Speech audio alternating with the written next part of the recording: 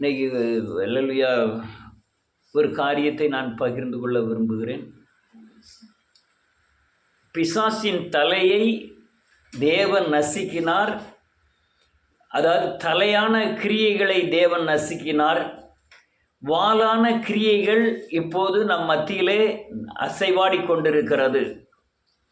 தேவன் அந்த அல்லேலூயா தலையை நசுக்கினார். ஆண்டவரே, வாளின் மேலும் அந்த தலையின் மேலும் கூட தேவன் நமக்கு அதிகாரம் தந்திருக்கிறார். அவைகளை ஜெயிக்க நமக்கு பலன் தந்திருக்கிறார். பட்டயத்தை தந்திருக்கிறார். அல்லேலூயா, கேடகத்தை தந்திருக்கிறார். தலைச்சிராயை தந்திருக்கிறார். இப்படி சர்வாங்க ஆயுதத்தை கொடுத்து இது வந்து பூமியிலே அந்த தலை அந்த அல்லேலூயா வாளாகிய சர்ப்பத்தை ஜெயிக்க நமக்கு பலன் தந்திருக்கிறார். அல்லேலூயா. நான் வேதத்தை வாசிக்கும் போது ஆண்டவர் அல்லேலூயா சர்ப்பத்தின் தலையை நசுக்கினார்னு பார்க்கும்போது எனக்கு ஒன்றுமே தெரியலை. அந்த அவன் எப்படி போய் தேவன் அவனுடைய தலையை நசுக்கினார். அது நசுக்குனா ஏன் இன்னும் பூமியில் அந்த பிசாசின் கிரியைகள் இருக்கிறது என்று நான் அதிக அல்லேலூயா வேத வசனத்தை தியானம் செய்தேன். இயேசுவின் நாமத்தினாலே இந்த சத்தியம் கிடைச்ச உடனே அதை தியானம் செய்தேன். நன்றியோடு கூட துதிக்கிறேன். எனக்கு ரொம்ப ஆச்சரியமாக இருந்தது. அந்த ஆச்சரியத்தை தான் உங்கள் மத்தியில் நான் வைக்க விரும்புகிறேன். அல்லேலூயா, உலகத்தில் நன்றியோடு கூட துதிக்கிறேன் இயேசுவின் நாமத்தினாலே. தேவன் 3 தூதர்களை சிருஷ்டித்தார். எல்லாருக்கும் நான் போதித்த காரியம்தான். ஒருவன் செய்தியை கொண்டு வருகிறவன், ஒருவன் யுத்தம் செய்கிறவன், ஒருவர் தேவனை ஆராதிக்கிறவன். அல்லேலூயா, மிகாவேல் யுத்தம் செய்கிறவன். அல்லேலூயா, கேப்ரியல் செய்தியை கொண்டு வருகிறவர். லூசிபர் அவன் ஆராதனை செய்கிறவன். இவன் அல்லேலூயா எல்லாருக்கும் தெரிஞ்ச ஒரு ஸ்டோரி தான். பிதாவின் முன்பாக இந்த நன்றியோடு துதிக்கிறேன் இயேசு கிறிஸ்துவின் நாமத்தினாலே இந்த தூதனாகிய லூசிபர் தன் இருதயத்திலே நினைப்பதை தேவன் அறிந்தார். அறிந்தபடியினாலே அவனை மேலிருந்து கீழே தள்ளினார். தள்ளும் பொழுது அவன் சர்ப்பமாய் வந்து விழுகிறான். அதுதான் இந்த வெளிப்படுத்தின விசேஷம் 12வது அதிகாரம் 4வது வசனத்தில் நீங்கள் வாசி பார்த்தீங்கன்னா 1/3 அவன் வால் இழுத்துட்டு வந்துன்னு எழுதியிருக்கும். அப்போ சர்ப்பத்தின் தலை லூசிபர், அதனுடைய வாள்கள் தூதர்கள். தூதர்கள் என்று சொன்னால் இந்த தேவனை ஆராதிக்கிற தூதர்களில் 1/3 பகுதியை அவன் வாளினாலே பரலோகத்திலிருந்து இழுத்து இந்த பூமியிலே அசுத்த கிரியைகளை செய்ய அவன் ஏவி விடுகிற ஒரு சக்தியாய் மாறியது அந்த 1/3 பகுதி தூதர்கள். மற்ற 2 பகுதி தூதர்களும் தேவன் பரிசுத்தர் பரிசுத்தர் என்று தேவனை தொழுது கொண்டே இருக்கிறார்கள் அப்படின்னு வேதம் சொல்லுகிறது. இது அந்த கீழே விழுந்த தூதனுடைய பிரச்சனையை தான் நாம் சந்தித்து கொண்டிருக்கிறோம். நான் பாக்கியவான் என்று கருதுகிறேன். ஏனென்றால் சிலுவை வரை லூசிபரையும் அவனுடைய தூதன்களையும் அல்லேலூயா சந்தித்து கொண்டிருந்த மக்கள்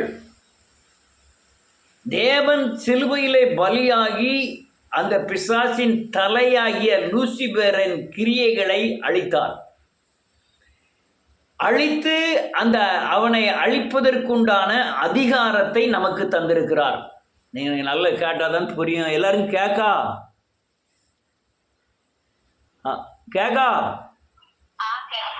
நல்லா புரிஞ்சுக்கிடுங்க இயேசுவின் நாமத்தினாலே.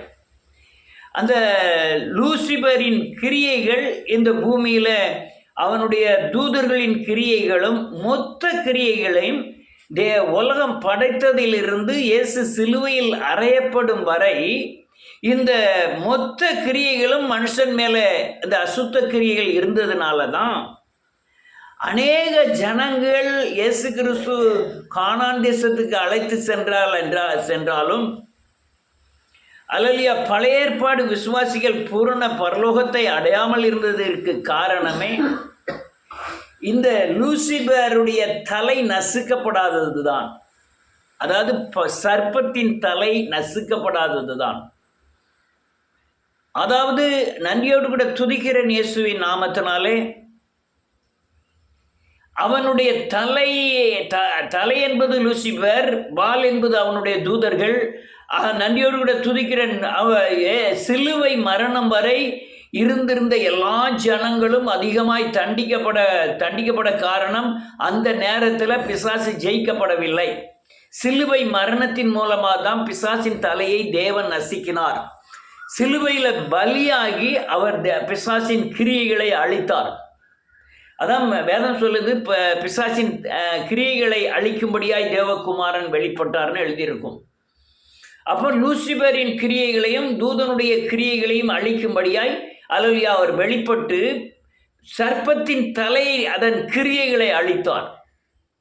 இப்போ அதன் மேலே உள்ள அதிகாரத்தையும் மிச்சம் இருக்கிற தூதர்களுடைய 1/3 தூதர்களை 30 கோடி தூதர்களுடைய கிரியைகளையும் அழிக்கும்படியான சக்தியை மனுஷனுக்கு தந்திருக்கிறார். இதை நம்ம சொல்றதெல்லாம் நீங்கள் பூரணமாய் வசனத்தின் அடிப்படையில் நீங்கள் விசுவாசித்தால்தான் உங்கள் வாழ்க்கையில் விடுதலையான பகுதி உங்களை நீங்கள் சந்திக்க முடியும். கூர்ந்து கவனிக்கவும் வேணும். இதை வாழ்க்கை வசனத்தில் தேடவும் செய்யணும், அதை நடைமுறைப்படுத்தவும் செய்யணும். நான் சொல்கிறது சரியாங்கிறத வசனத்தின் அடிப்படையில் நீங்கள் கணிச்சு கொள்ள அல்லது ஆராய்ந்து பார்ப்பது ரொம்ப நல்லது. நன்றியோடு கூட துதிக்கிறேன். அதனாலேயே சிலுவை வரை உள்ள ஜனங்கள் பயங்கரமான வேசித்தனம் பண்ணார்கள், விக்கிரகாராதனை பண்ணினார்கள், அல்லது சுயத்தின்படி நடந்தார்கள். நடந்தும் ஒருவர் கூட 2 பேரை தவிர மற்ற ஒருத்தருமே கானான் தேசத்துக்குள்ளே போகலைன்னு எழுதியிருக்கு. கானான் தேசம் பரலோக ராஜ்யத்திற்கு உண்டான அடையாளம். ஆனால் போகாத காரணம் அவர்கள் மட்டுமல்ல, இவர்கள் தேவனை மறுதலிக்கவும் முறுமுறுக்கவும் இருந்த காரணம் இந்த லூசிபர் ஆவியாகிய சர்ப்பத்தின் கிரியைகள். அதாவது சர்ப்பன் தலையாகிய லூசிபரின் அதன் வாளாகிய தூதர்களின் 1/3 தூதர்களின் கிரியைகளை. அதனால தான் அந்த கானான் தேசம் எதுக்கு ஒப்பிடப்படுகிறதுனா இந்த பரலோக ராஜ்யத்திற்கு ஒப்பிடப்படுகிறது. ஆனால் புதிய ஏற்பாடு வரும் பொழுது அந்த சத்துருவின் சகல வல்லமையும் மேற்கொள்ளும் உனக்கு அதிகாரம் தருகிறேன், ஒன்றும் உன்னை சேதப்படுத்த மாட்டாதுன்னு கர்த்தர் சொன்னார். அப்போ புதிய ஏற்பாடில் வரும் பொழுதோ நாம் அதை ஜெயிக்க வேண்டும். பழைய ஏற்பாடில் ஏன் இந்த லூசிபர் மனுஷன் மேலே இவ்வளவு வேகமாக வர காரணம் என்னென்றால், தேவன் லூசிபர் என்ன நினைக்கிறான், தன்னை ஒரு தேவனாய் இந்த இருந்து அநேகர் நம்மை ஆராதிக்கணும்னு இருதயத்தில் நினைத்தபடினாலே தேவன் விளத்தளினார். இப்போ மனுஷன் அல்லேலூயா தேவனுக்கு இணையாக தேவனுக்கு இருக்கிற அதிகாரத்தை, தேவனுக்கு இருக்கிற சாயலை, தேவனுக்கு மேலே இருந்த மகிமையை, தேவன் மேலே இருந்த அபிஷேகத்தை ஒரு மனிதனுக்கு கொடுத்து இந்த பூமியிலே அனுப்பி அவனை காண்கிறவன் கிறிஸ்துவை காணும்படியாய் செய்து அவன் பிசாசை ஜெயிக்க வேண்டும். இன்னைக்கு அநேகர் ஜெயிக்காத காரணம் மறுரூபமாகவில்லை. கவனமாக கேட்கறது நல்லது. இன்னும் அநேகர் அல்லேலூயா சாபத்தையும் பாவத்தையும் அல்லேலூயா மற்ற எந்த கிரியைகளையும் நீங்கள் ஜெயிக்காத காரணம் நீங்கள் இயேசுவை போல மாறவில்லை. நீங்கள் எவ்வளவு தூரம் இயேசுவை போல மாறி இருக்கீங்களோ அவ்வளோ தூரம் தான் இந்த காரியங்களே உங்களுக்கு புரிய வரும். அல்லேலூயா மறுரூபமானால் மட்டும்தான் வேத வசனங்கள் உங்களுக்கு சத்தியமாய் வெளிப்படும். மறுரூபமானால் மட்டும்தான் மறைபொருட்கள் கருபொருட்கள் உங்களுக்கு தெளிவாய் வெளிப்படும். அதனால் நான் சொல்ல போகிற காரியங்களை தெளிவாய் புரிந்து கொள்ளுங்கள். லூசிபரின் தலை நசுக்கப்பட்டது. ஆனால் அவன் தூதனுடைய அல்லேலூயா வால் ஆகிய தூதர்களை ஜெயிக்க நமக்கு அதிகாரம் கொடுத்திருக்கிறார். லூசிபரையும் ஜெயிக்கிறதுக்கு அதிகாரம் கொடுத்திருக்கிறார். மனுஷனாகிய ஆதாமுக்கு தன்னுடைய சாயலை வைத்தார், தனக்குள்ள அதிகாரத்தை அவனுக்கு கொடுத்தார், தன்னுடைய மகிமையை அவனுக்கு கொடுத்தார். அல்லது கொடுத்து இந்த தேசத்தை நீ ஆண்டுகொள் என்று முழு அதிகாரத்தையும் கொடுத்தார். விழுந்து போன அந்த தேவ தூதன் இந்த அதிகாரம் அவன் பெற்றுக்கொண்டு இந்த பூமியிலே நம்மை அடக்குவான் என்று சொல்லி அவனை விழத்தள்ளும்படியாய் பிசாசு செய்த தந்திரம் கொடியதானது. யாராவது எடுத்தவங்க வாசிக்கலாம். ஆதியாகமத்தின் புஸ்தகம் 3வது அதிகாரம்.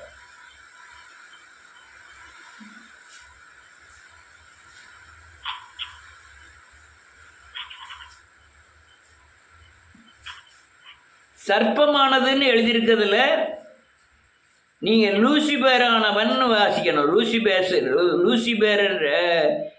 லூசிபேரானவன் அப்படின்னு வாசிக்கணும். வாசிக்க பார்ப்போம். 3வது அதிகாரம் 1, 2, 3, 4 வசனங்கள்.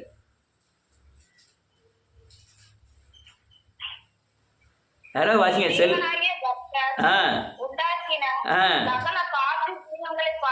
ஆமேன். இருந்தான்.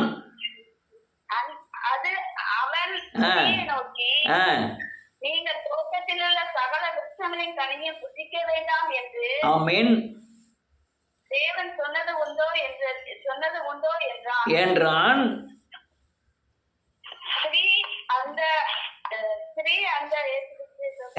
லூசிபேரை பார்த்து நாங்கள் தோட்டத்தில் உள்ள விருட்சங்களின் கனியை புசிக்கலாம். ஆமென். ஆனாலும் தோட்டத்தின் நடுவில் இருக்கிற விருட்சத்தின் கனியை குறித்து ஆமென் தேவன் நீங்கள் சாகாதபடிக்கு அதை புசிக்கவும் அதை தொடவும் வேண்டாம் என்று சொன்னார் என்றார். அடுத்த 4. அப்பொழுது லூசிபர் ஸ்திரீயை நோக்கி ஆமென் நீங்கள் சாகவே சாவதில்லை. அவ்வளவுதான். இப்ப பிரச்சனை என்னன்னா, வேத வசனத்தை அறியாமல் பண்ணினாலும், வேத வசனத்தில் உள்ள சத்தியத்தை அறியக்கூடாமல் பண்ணினாலும், அல்லையா நன்றியோடு வேத வசனத்தை புரட்டி அதற்குரிய அர்த்தத்தை மாறுபட்ட கருத்தில் போதித்தாலும் நீங்கள் சாவீர்கள் அப்படின்னு வேதம் சொல்லுது. நான் சொல்லலை, கவனமாக கேளுங்க. வேத வசனத்தை கேட்டு அதன்படி நடந்தால் ஜீவன் உள்ளவர்கள். வேத வசனத்தின்படி நடக்காத யாருமே ஜீவன் அற்றவர்கள், அதாவது சாவார்கள். சாவுன்னா நீங்கள் நம்ம சரீரம் செத்து பெட்டியில் வச்சு அடக்கம் பண்ணுகிற அந்த மரணம் அல்ல. நீங்கள் இயேசுவை விட்டு விலகுவதே மரணம். அந்த மரணம் எங்கே இருக்குன்னா, வசனத்தின்படி நீங்கள் நடக்கலைனாலே நீங்கள் அல்லேலூயா மரணத்தை சந்திப்பீர்கள். இந்த புரட்டு வேலை, அதாவது அவன் சொன்னது லேசாக தான், ஒரு சின்ன புரட்டு தான், ஆனால் பெரிய பாதிப்பு. என்ன பாதிப்புன்னா, சாகவே சாவாயின்னு ஆண்டவர் சொன்னார், இவன் சாகவே சாவதில்லை. அந்த காரியத்தை இன்னைக்கு வரையும் அவன் மக்களை வஞ்சித்து நடத்தி கொண்டே இருக்கிறான். இன்னைக்கு வரையும் அல்லேலூயா லூசிபேரானவன், அல்லேலூயா அந்த நன்றியோடு கூட துதிக்கிறேன் இயேசுவின் நாமத்தினாலே, இந்த வஞ்சகத்தை உலகம் முழுவதும் நடத்தி கொண்டிருக்கிறான்.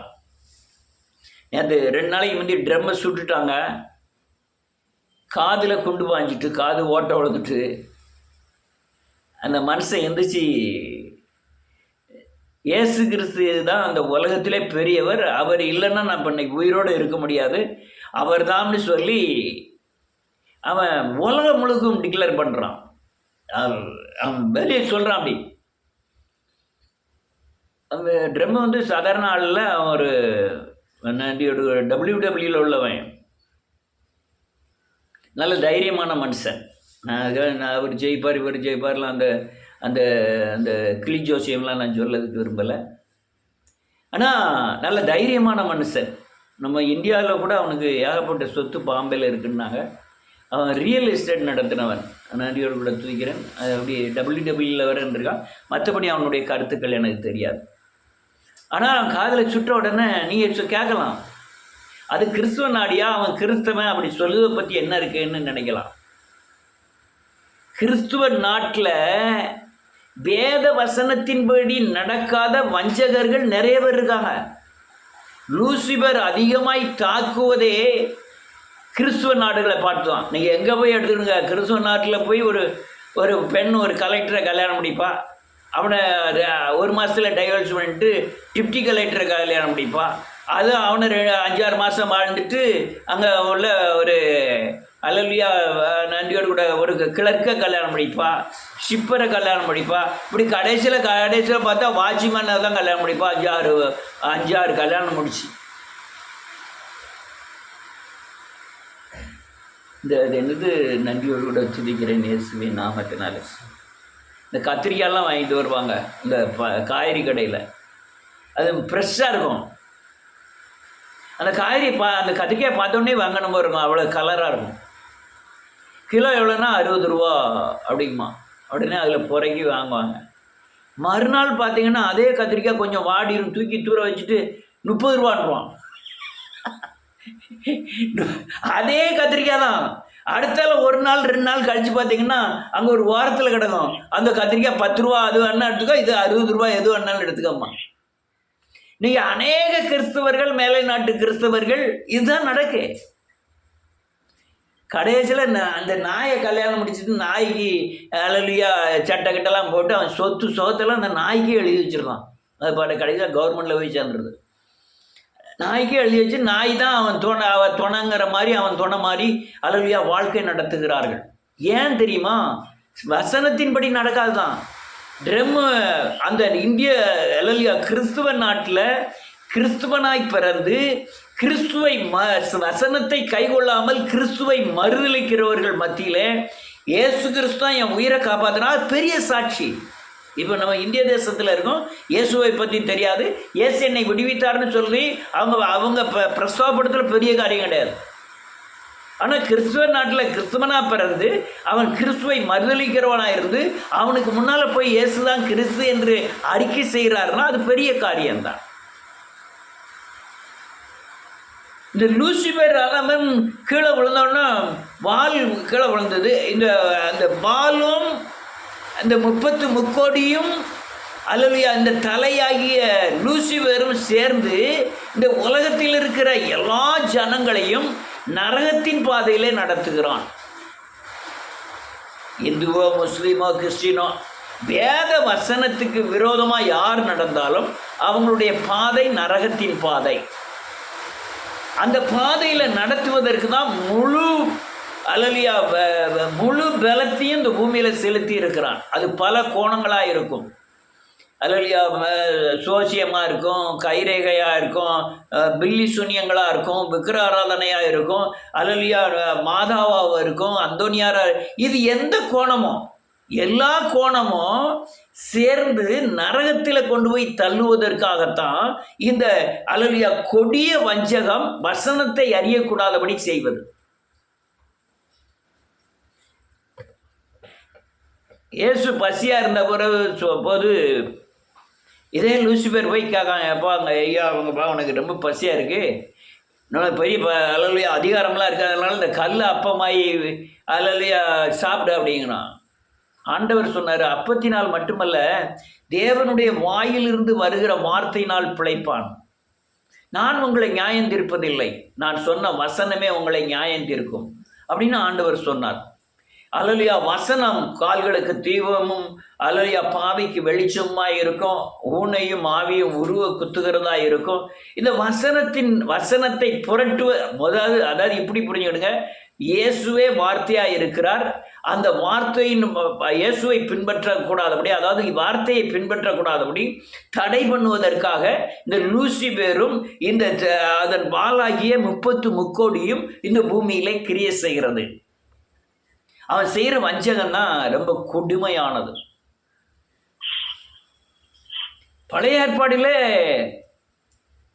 அல்லேலூயா இந்த எப்படியாவது ஜனங்கள் பிழைக்க வேண்டும் என்பதற்காக இந்த 2000-4000 வருடங்களுக்கு பின்பாக இயேசு கிறிஸ்து மரிப்பதை அதற்கு முன்பாகவே ஒவ்வொரு கோணத்திலும் தேவன் வெளிப்படுத்தி வருவதை நீங்கள் பார்க்கலாம். ஈசாக்கின் பலியில இருந்து, மோசே முள்முட்செடியில் பேசினதிலிருந்து, அல்லேலூயா யோசேப்பின் தரிசனத்தில் இருந்து, அல்லேலூயா சூரியனை நிறுத்தின யோசுவாவில் இருந்து, ஆபிரகாமின் பலியிலிருந்து பல கோணங்களிலே தன்னை அல்லேலூயா பலியாக போகிறேன் என்பதை அவர் நிரூபித்து கொண்டே வருகிறார். யார் பக்தி மார்க்கமாக இருந்து தேவ வார்த்தைக்கு கீழ்ப்படிந்தார்களோ அவர்களுக்கு மட்டும்தான் இந்த சிலுவை தெளிவாக வெளிப்பட்டது. நீ சிலுவை உபதேசமே இல்லை, உலகம் முழுவதும் சிலுவை உபதேசம் கிடையாது. காரணம் என்ன? இந்த லூசிபரின் ஆவியின் கிரியைகள் அந்த அந்த சிலுவையே பார்க்கக்கூடாதபடி செஞ்சுட்டான். அப்படி ஒருவேளை நான் சிலுவையை போதிக்க போய் தான் இப்படி இருக்கேன், நான் சிலுவையை மட்டும் போதிக்கலைன்னா இன்னைக்கு இதுக்குள்ளே ஏகப்பட்ட பணங்களும் ஏகப்பட்ட ஜனங்களையும் நான் சம்பாதித்திருக்கக்கூடும். ஆனால் நான் லூசிபருக்கு ஊழியம் செய்வேன், இயேசு கிறிஸ்துவுக்கு ஊழியம் செய்ய மாட்டான். சிலுவை உபதேசம், மனம் திரும்புதல், பாவ மன்னிப்பு, இயேசுவை போல் மாறுதல் இல்லாத எந்த ஊழியமும் அடித்து சொல்கிறேன் அது அல்லேலூயா லூசிபரின் ஊழியங்கள். யார் கோபப்பட்டாலும் பரவாயில்ல, கீழே அல்லையா கமெண்ட் பாக்ஸ்லன்னா எழுதிக்கிடுங்க, இல்லைன்னா எனக்கு ஃபோன் பண்ணினாலுங்களுக்கு நான் சத்தியத்தின் அடிப்படையில் உங்களை ப்ரூவ் பண்ணக்கு ரெடியாக இருக்கிறேன். வாதம் இல்லை, வாதம் கிறிஸ்துவத்துக்கு ஆகாதது.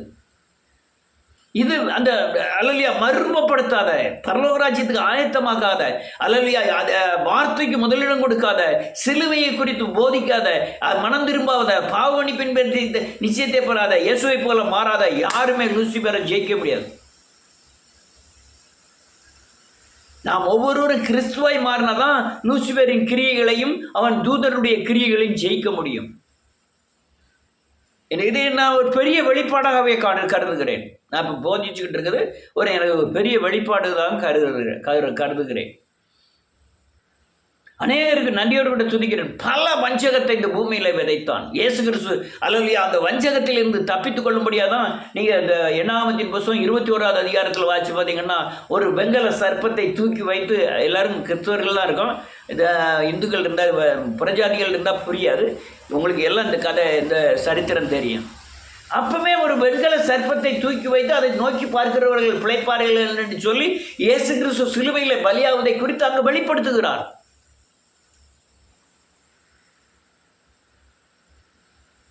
அதே காரியத்தான் யோவான் 3வது அதிகாரத்தில் சொல்றாரு. அல்லையா மோசே வனாந்திரத்தில் உயர்த்தப்பட்ட வெங்கல மோசையினால் உயர்த்தப்பட்ட வெங்கல சர்ப்பத்தை போல இயேசு கிறிஸ்துவை விசுவாசிக்கிறவன் மரித்தாலும் பிழைப்பான். இந்த ஒரே பெருநகுமாரனை விசுவாசிக்கிறவன் கெட்டு போகாமல் நித்திய ஜீவனை அடையும்படிக்காய் உலகத்தில் எவ்வளவாய் அன்பு கூர்ந்தார். நல்ல கவனிச்சுக்கிடுங்க. இயேசு சிலுவையில் மரிக்க போகிறதையும் உயிர்த்தெழுவதையும் தனக்கு ஜீவனை கொடுக்க போகிறதையும் அல்லையா அவரை அந்த சிலுவையையும் அவருடைய மரணத்தையும் உயிர்த்தெழுதையும் நீ விசுவாசித்தால் நீ இப்படிலாம் ஆவேன்னு சொல்கிறார். சிலுவை இல்லாமல் உங்கள் சாபத்தையோ உங்களை சுற்றி வருகிற பிசாசின் கிரியைகளையோ அல்லையா மனம் திரும்புதல் இல்லாமல் இயேசுவை போல மாறாமல் உங்கள் குடும்பத்தில் இருக்கிற எந்த கொடுமையான பிசாசின் கிரியையில் உங்களால் ஜெயிக்க முடியாது. ஐயா நான் ஒரு வீட்டில் போய் ஜோம் பண்ணதான் பிசாசு ஓடுது, ஆனால் ஆட்கள் விடுதலை ஆகிறாங்க. ஆனால் அந்த குடும்பத்தில் உள்ளவர்கள் இயேசுவை போல மாறினா தான் அவங்க அந்த பூரணமான விடுதலையை அவங்க சுதந்திரித்துக் கொள்ள முடியும். அல்லையா எனக்கு உடம்பு சரியில்லைன்னா நான் தான் மருந்து சாப்பிடணும், உங்களுக்கு உடம்பு சரியில்லைன்னா நீங்கள் தான் மருந்து சாப்பிடணும். நீங்கள் தான் சிலுவையை நோக்கி பார்த்து மனம் திரும்பி பாவம் அனுப்பி நிச்சயத்தை பெறும் வரை நீங்கள் மறுரூபமாக முடியாது. நீங்கள் பாவம் செய்கிறவர்கள் பாவத்திலிருந்து விடுதலை ஆனங்கிற நிச்சயம் பூரணம் உண்டாகிற வரை நீ இயேசுவை போல மாற முடியாது. நீங்கள் என்னைக்கு இயேசுவை போல மாறுறீங்களா பிசாசின் மேல் உங்களுக்கு அதிகாரம் கொடுக்கப்படுகிறது. அவர் அப்படி தான் உயர்த்தல் உடனே சொன்னார், உங்களுக்கு எனக்கு சகல அதிகாரம் கொடுக்கப்பட்டிருக்கு, அந்த அதிகாரத்தை உங்களுக்கு தர நீங்கள் பிசாசுகளை துரத்துவீர்கள். மரணத்துக்கு ஏதுவான எதை கொடுத்தாலும் நீங்கள் மறிக்க மாட்டேங்கன்னு சொல்ல காரணம் என்னன்னா இந்த சரீர மரணம் அல்ல, ஆத்தும மரணத்தை குறித்து சொன்னார். யாரு? மனம் திரும்பி இயேசுவை போல மாறுகிறவர்கள். வஞ்சகம் வஞ்சகம் வஞ்சகம் வஞ்சகம் பூமியில கொடிதான வஞ்சகத்தை விதைக்கிறவனாய் இருந்தான். அல்லேலூயா. ஒரு வசனத்தை வாசிப்போமே.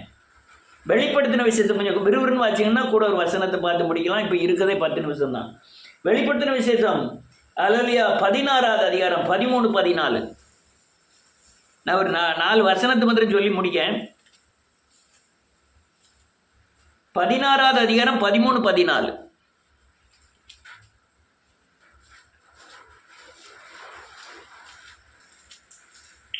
அப்பொழுது பழுசர்ப்பத்தின் வாயிலும் விருத்தத்தின் வாயிலும் கள்ள தீர்க்கதரிசியின் வாயிலும் இருந்து கவலைகளுக்கு ஒப்பான 3 அசுத்த ஆவிகள் புறப்பட்டு வர கண்டேன். ஆமென். அவைகள் அற்புதங்களை செய்கிற பிசாசுகளின் ஆவிகள். ஆமென். அவைகள் அற்புதங்களை செய்கிற பிசாசின் ஆவிகள். அவைகள் பூலோகம் எங்கும் உள்ள ராஜாக்களை சர்வ வல்லமை உள்ள தேவனுடைய மகா நாளில் யுத்தத்திற்கு கூட்டி சேர்க்கும்படிக்கு புறப்பட்டு போய். ஆமென். வேதம் என்ன சொல்லுது பாருங்க, கடைசி நாள் இவனுடைய வஞ்சகம். தீர்க்கதரிசி மூலமாய் வெளிவருகிற தவளையின் வஞ்சகம். இந்த கொடிய ஆவி என்ன செய்து அல்லேலூயா சத்தியத்தை அப்படியே புரட்டுது. புரட்டி என்ன செய்து ராஜாக்கள்லாம் நம்ம அது தேவனுடைய வருகைன்னா தேவனுடைய கடைசி கால வருகை, அவருக்கு விரோதமாக யுத்தம் செய்ய முடியாது கிறிஸ்துவர்களே திருப்புது. அமெரிக்கா கிறிஸ்துவ நாடுதாம்யா, கிறிஸ்துவை சேவிக்கிறவங்க ரொம்ப குறைய. லண்டன் அல்லேலூயா இங்கிலாந்து உலகம் முழுவதும் கிறிஸ்துவ பரப்புவதற்காக ரொம்ப உதவி செய்தவர்கள், ரொம்ப பிரயாசப்பட்டவர்கள், ஜீவனை கொடுத்தவர்கள். இன்னைக்கு நிலையமா என்ன தெரியுமா? அல்லேலூயா லூசிபரின் கையில் அம்பிட்டு, தூதர்களுடைய கையில் அம்பிட்டு சின்ன பின்னம் ஆயிட்டாங்க. 5ல் 1 ஆள் முஸ்லீம். இங்கிலாந்துல 5 பேரை சந்திச்சீங்கன்னா 1 ஆள் முஸ்லீம். ஏகப்பட்ட சர்ச்சைகளில் முஸ்லீம் பதிவாசல் ஆகிட்டான். காரணம் என்ன? இந்த வேதவசனத்தின்படி நடக்காதுதான் காரணம். அல்லேலூயா. அவன் அப்படி, அதாவது நீ வேதவசனம் வந்து உங்கள் வாழ்க்கையில் வழி வெளிச்சம் அல்லேலூயா உங்களை பாதையெல்லாம் இருளை நீக்குகிற பயங்கரமான ஒரு சக்தி, இதெல்லாம் உங்கள் வாழ்க்கையில் நடைமுறைப்படுத்தலைன்னா கரெக்டாக நீங்கள் சத்துரு வாயில தான் போய் விழணும். எனக்கு வேதவசனம் தெரியுது, எனக்கு ஜோம் பண்ணுறேன், அதெல்லாம் இல்லை. நடைமுறைப்படுத்தாத மறுரூபமாக்காத எந்த வேதவசனமும் பிசாசின் கண்ணிகளுக்கு அது காரியமாக இருக்கும். நீ வேதவசனத்தை கைகளெல்லாம் வேதவசனத்தை புரட்ட ஆரம்பிப்பீர்கள். வேதவசனத்தை புரட்டுன்னா நீங்கள் அந்திகிறிஸ்துவின் ஏஜெண்டாக மாறிடுவீங்க. வேதவசனத்தை நடைமுறைப்படுத்தலைன்னா உங்களுக்கு ஜீவன் இல்லை, உங்களுக்குள்ள மறுரூபம் இல்லை, நீங்கள் உங்களால் பிசாசால் ஜெயிக்க முடியாது. இது அல்லேலூயா. ஒரு வசனத்தை வாசிப்போம்.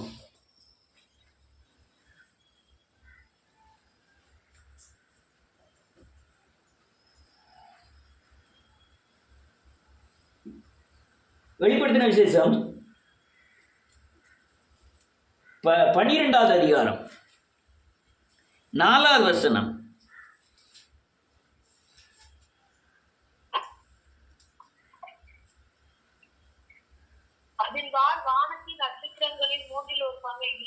ஆமென்.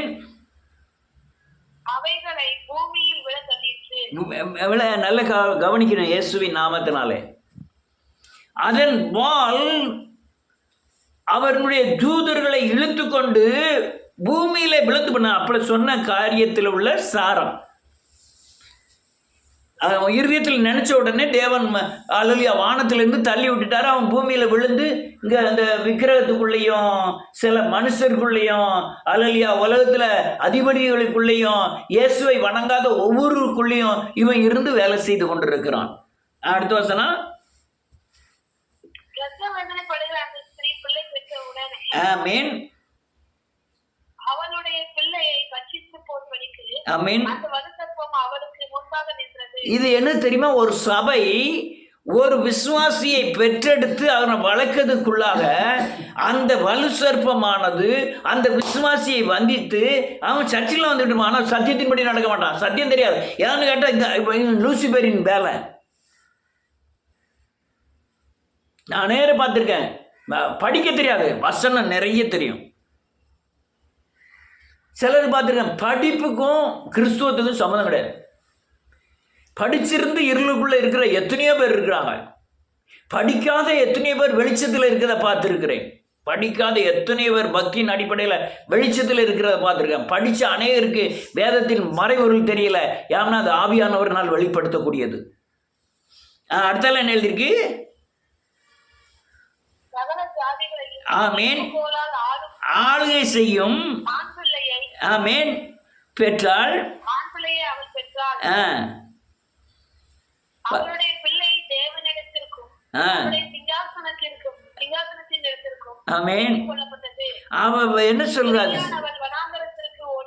போதும் போதும் போதும்.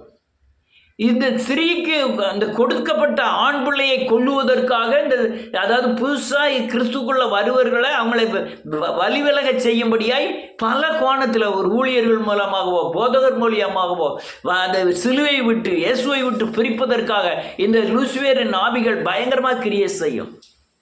ஆனால் அவன் சிலுவையை நோக்கி பார்க்கிறான். அந்த சபை, அந்த ஸ்திரீ சிலுவை உபதேசத்தினாலே அவனுக்கு அதிகாரம் கொடுக்கப்படுகிறது. இரும்பு கோல் கொடுக்கப்படுகிறது. அது அதிகாரம். சர்ச்சு பெரிய சர்ச்சு சின்ன சர்ச்சுன்ட்டு இல்லை, படித்தவன் படிக்காதவன் இல்லை, உங்களுக்கு சத்ரு மேலே அதிகாரம் இருக்கா? இருக்குன்னா நீ மறுரூபமாக இருக்கணும். வேதவசனத்தை கை கொண்டு உங்கள் ஒவ்வொரு கிரியைகளும் வேதவசனத்தை சொல்லணும். இப்போ நான் சொல்கிறது கொஞ்சம் கடினமான உபதேசங்கள் தான், ஆனால் சத்தியம் தான். இதுதான் சத்தியம், இது மாற்றப்படத்தக்கதல்ல. ஆனால் அவ்வளோ பெரிய வஞ்சகம், வசனத்தை எப்படியாவது புரட்டி அடிச்சிடணும், பயங்கரமான வஞ்சகம். புதிய ஏற்பாட்டில் எப்படி வஞ்சகம் செய்தான் பாருங்க. இப்போ புதிய ஏற்பாட்டில் தலை இல்லை, தலை நசுக்கப்பட்டுட்டு, அதாவது லூசிபரின் கிரியைகள் அழிக்கப்பட்டு, ஆனால் இருக்கிறது பூராமே தூதர்களுடைய கிரியைகள் இருக்கிறது. லூசிபர் வாலினாலே பரலோகத்திலிருந்து இழுத்து போட்டு அந்த 30 முக்கோடி தெய்வம்னு சொல்கிறாங்களே, அதனுடைய கிரியைகள் பூமியில் நிறைந்திருக்கிறது. அது என்ன செய்யலாம், உங்களுக்கு உடம்பு சரியில்லாமல் அது வேற கிரியைகள். இது என்ன செய்யும், உங்களை வேத வசனத்தை விட்டு இயேசுவை விட்டு விளக்க தான் என்னென்ன வழி உண்டோ அது மூலம் செய்யும். இப்படி காலம் 5 மணிக்கு எந்திரிச்சு ஜெபம் பண்ண விடாது. அல்லையா, அதிக அதிக நேரம் தேவனுக்குள்ள உங்களை இருக்க விடாமல் ஆக்குறதெல்லாம் இந்த பேய்கள் தான். லூசிபர் தன் வாலினாலே இழுத்துக்கொண்டு கீழே விழுந்தானே, அந்த பேய் தான். அதான் உங்களை அல்லையா இந்த பூமியில் வஞ்சகம் எப்படி வஞ்சகம் பண்ணலாம். புதிய ஏற்பாட்டில் வாசிப்போம். 2 கொரிந்தியர் புத்தகம் 4வது அதிகாரம்.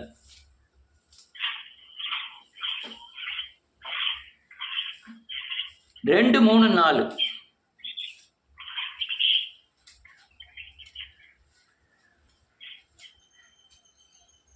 வெட்கமான அந்தரங்க காரியங்களை நாங்கள் வெறுத்து தந்திரமாய் நடவாமலும் தேவ வசனத்தை புரட்டாமலும் சத்தியத்தை வெளிப்படுத்துகிறதுனாலே தேவனுக்கு முன்பாக எல்லா மனுஷருடைய மனசாட்சிக்கும் எங்களை உத்தமர் என்று விளங்க பண்ணுகிறோம்.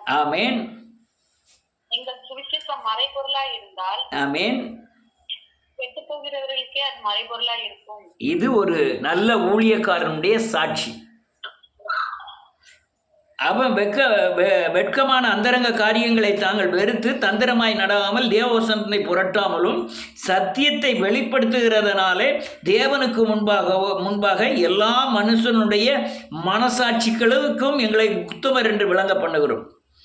அங்கே எங்கள் சுவிசேஷம் நல்ல கவனிக்கிறோம், மறைபொருளாக இராமல் அது கெட்டு போகிறவர்களுக்கே எப்படி இருக்கான், அது மறைபொருளாக இருக்கும். இது ஒரு நல்ல ஒரு குவாலிட்டி.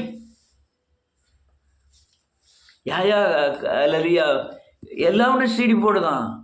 ஒரு பொம்பளை பேசிட்டா 10 நிமிஷம் 15 நிமிஷம் அந்த சீடியை பார்க்கறதுக்கு 500 பேர் 1000 பேர் பார்க்குறாங்க. போட்ட 1 மணி நேரத்தில் ஒரு சினிமா நடிகன் பேசுகிறான், ஒரு சினிமா நடிகை பேசுகிறான், அது பேசுகிறத லட்சக்கணக்கில் பார்க்குறாங்க. ஆனால் நான் கூவின்னு கூவி ஒரு சீடியை போடுறேன், அதில் இதுன வரையும் பார்த்துருக்கிறது 11 பேர் பார்த்துருக்காங்க. போன ஞாயிற்றுக்கிழமை போட்டதை 11 பேர் பார்த்துருக்காங்க. அது நம்ம அளவில் தான் இருக்கும். ஒருத்தர் பார்க்கல. ஏன்னா இது கெட்டு போறவர்களுக்கு எப்படி இருக்கான், பைத்தியமா இருக்கு, மறைபொருளா இருக்கு. இது ஒரு என்னவோ ஒரு காரியமா தெரியுது. இது பண்ணினது யார் தெரியுமா, இந்த லூசிபரின் ஆவிகள். இருளிலே வெளிச்சத்தை பிரகாசிக்க சொன்ன தேவன் அப்படின்னு எழுதியிருக்கு. அவர் பிரகாசிக்க பண்ணுவார், ஒரு நாள் பிரகாசிக்க பண்ணுவார். இன்னொரு அடுத்த வாசிக்கலாம். 4வது வசனம்.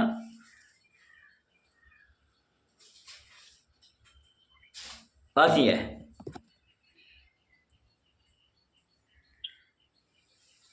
முடியுது. கிறிஸ்துவின் மகிமையான சுவிசேஷத்தின் ஒளி அவிசுவாசிகளாகிய அவர்களுக்கு பிரகாசமா இராதபடிக்கு தேவனானவன் அவர்களுடைய மனதை குருடாக்கினான். ஆமென். போதும். சுவிசேஷம் என்னது? சுவிசேஷம் பிறப்பு, பிறப்பு, இறப்பு, உயிர்ப்பு. எங்கனாலும் இந்த 3 காரியம் தான் சுவிசேஷம்னு சொல்லுங்க, யாரையும் அதிர மாட்டாங்க.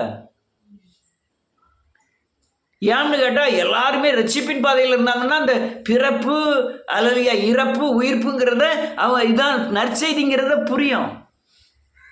இன்னைக்கு கண் அநேகருடைய குருடா இருக்கிறதின் காரணமே தான்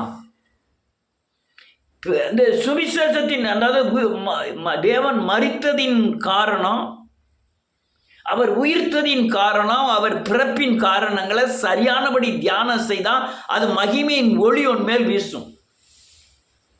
இந்த மகிமையின் ஒளி நம்ம மேலே வீசக்கூடாதபடி ஒரு ஊழியத்தின் மூலமாகவோ ஏதோ ஒரு கோணத்தில் இதை அறியக்கூடாதபடி, இந்த சுவிசேஷத்தை அறியக்கூடாதபடி தடை பண்ணி அவர்களை குருடாக்கி வேதத்தை புரட்டுகிறான்.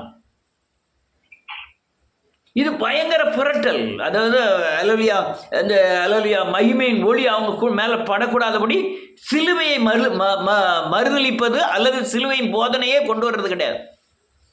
மனம் திரும்புதல், அலலியா பாவ உணர்வு, பாவ அறிக்கை, அலலியா மனம் திரும்புதல், ரட்சிப்பு. இந்த இந்த அனுதின ரட்சிப்பு, அனுதினம் புதுப்பிக்கப்படுதல், அனுதினம் பிறப்புங்கிறத கொண்டு வர்றதே கிடையாது. இன்னைக்கே ஒரு நாள் ரசிக்கப்பட்டோம். இயேசு கிறிஸ்து ஏற்கனவே பாவத்தை சிலுவையில் மறிச்சிட்டாரு, நம்ம அழுதெல்லாம் ஜெபம் பண்ணக்கூடாது. இது எந்த முட்டாள்தனத்தில் சேர்ந்ததுன்னு தெரியவில்லை. ஏன்னு கேட்டால் அனுதினம் நான் பாவம் செய்கிறேன், அனுதினம் நான் புதுப்பிக்கப்பட வேண்டியதாக இருக்கிறது. நான் ஏற்கனவே பிசாசின் சாயலில் இருக்கேன், நான் இயேசுவின் சாயலை மாறணும். ஒரே நாள் மாறக்கூடியதல்ல. ஒரே நாளில் குணம் மாறினா நான் இயேசுவை போல மாறுவேன். ஒரே நாளில் எல்லா காரியமும் மாற்றம் இல்லை. அதனால் ஒவ்வொரு நாளும் நான் புதுப்பிக்கப்பட வேண்டியதாய், புது சிருஷ்டியாய் பிறக்க வேண்டியதாய், அனுதினம் மறுக்க வேண்டியதாக இருக்கு. அப்படி தான் அவன் பவுல் சொல்கிறான். நாள்தோறும் அடிக்கப்படுகிறேன், அனுதின சிலுவை சுமக்கிறேன், அனுதினம் மறிக்கிறேன். இந்த காரியங்களெல்லாம் மறைக்க காரணம் இந்த லூசிபேரின் ஆவிகள். அல்லேலூயா. லூசிபேரின் இப்படிதான் ஒவ்வொரு ஆளையா வஞ்சகம் பண்ணி அல்லேலூயா நன்றியோடு கூட துதிக்கிறேன் எல்லாரையும் விளத்தட்டுறான். ஆனால் பிசாசின் தலையை நம் காலின் கீழே நசுக்குவதற்கு தேவன் பலன் தருகிறார். அல்லேலூயா. வாசிப்போம், யாராவது ஒரு வசனத்தை வாசிப்போம், நான் முடிக்க போகிறேன். ரோமரின் புஸ்தகம் 16வது அதிகாரம் 20வது வசனம். ரோமர் 16:20.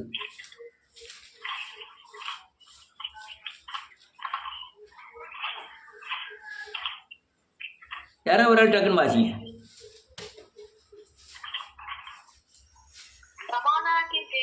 ஆமீன்.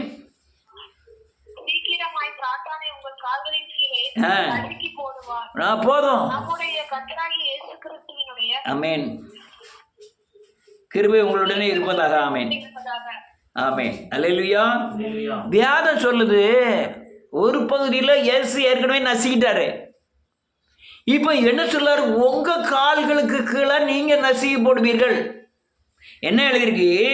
தேவன் சீக்கிரமாய் சாத்தானை உங்கள் காலின் கீழே நசுக்கி போடுவார். உங்களை கொண்டுதான் தேவன் நசுக்குவார். எதுல நசுக்கப்படுகிறாருன்னா, நீங்க இயேசு கிறிஸ்துவாய் ஜீவ பலியாய் தேவனுக்கு அர்ப்பணிக்க வேண்டும். உங்க அனுதினம் மரணம், அனுதினம் பிறத்தல், அனுதினம் புது சிருஷ்டி, அல்லது சிலுவை சுமத்தல், சிலுவையில் அடிக்கப்படுதல், இது நிதம் நடந்துகிட்டே இருக்கணும்.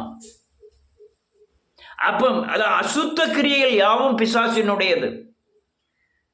அதை பலியினால் மட்டும்தான் நீங்க அல்லையா பிசாசினுடையது. அது பிசாசின் சாயலுக்கு இருக்கிற மனுஷனுக்கு ஒப்பாய் இருக்கிறது. ஒரு கண்ணாடியில் போய் பார்க்கிறோம் முகத்தில் எங்கேயாவது ஒரு கருப்பு இருந்ததுன்னா துடைக்கிறோம். முடி நரைச்சிருந்ததுன்னா டை அடிக்கிறாங்க. இந்த முடியெல்லாம் நெளிச்சு கிழிச்செல்லாம் விடுறாங்க. கண்ணுக்கு மை அடிக்கிறாங்க. எங்கெல்லாம் மை அடிக்கிறாங்க. இது கண்ணாடியில் பார்த்தோன்னா தெரியுது. நீங்கள் வேத வசனத்தை பார்த்தாதான் அது கண்ணாடின்னு யாக்கோபு சொல்கிறாரு. உள்ளான மனுஷனை அப்படியே காட்டும். நீங்கள் எப்படிப்பட்டவர்கள், எங்கே போயிட்டு இருக்கோம், என்ன அது எல்லாமே வேதவசனம் உங்களுக்கு காட்டும். அதை பார்த்து நீங்கள் சீர்படுத்தணும்.